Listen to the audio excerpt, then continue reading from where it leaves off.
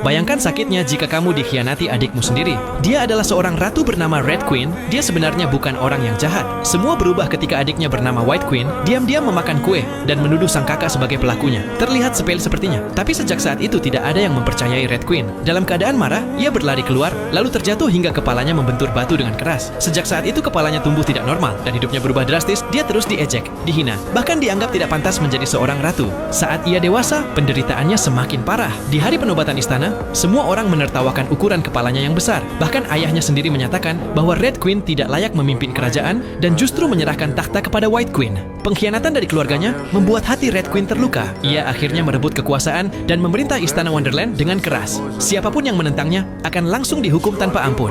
Meski dikenal tegas, Red Queen tidak pernah benar-benar membalas dendam kepada adiknya. Bahkan setelah memimpin kerajaan, White Queen tetap dibiarkannya hidup nyaman di istana. Dia sebenarnya berharap adiknya meminta maaf kepadanya atas kebohongan yang telah diperbuat selama ini. Sayangnya, permohonan maaf itu tidak pernah datang. Di sisi lain, White Queen malah mengumpulkan pasukan untuk merebut kembali takhta kakaknya. Ia mengirim para pengikutnya mencari Alice, gadis yang dipercaya dalam ramalan akan mengalahkan naga peliharaan Red Queen. Alice akhirnya tiba di istana Red Queen. Ia menyamar masuk istana untuk mencuri pedang Vorpal. Red Queen seketika murka atas kelakuan Alice dan adiknya. Ia segera memimpin seluruh pasukannya menuju medan perang demi mempertahankan kerajaannya. Pertempuran besar pun pecah. Alice akhirnya berhasil menebas kepala naga peliharaan Red Queen hingga kemenangan berpihak kepada White Queen. Red Queen kehilangan mahkota ratunya dan diasingkan ke wilayah terpencil bersama para pengikutnya.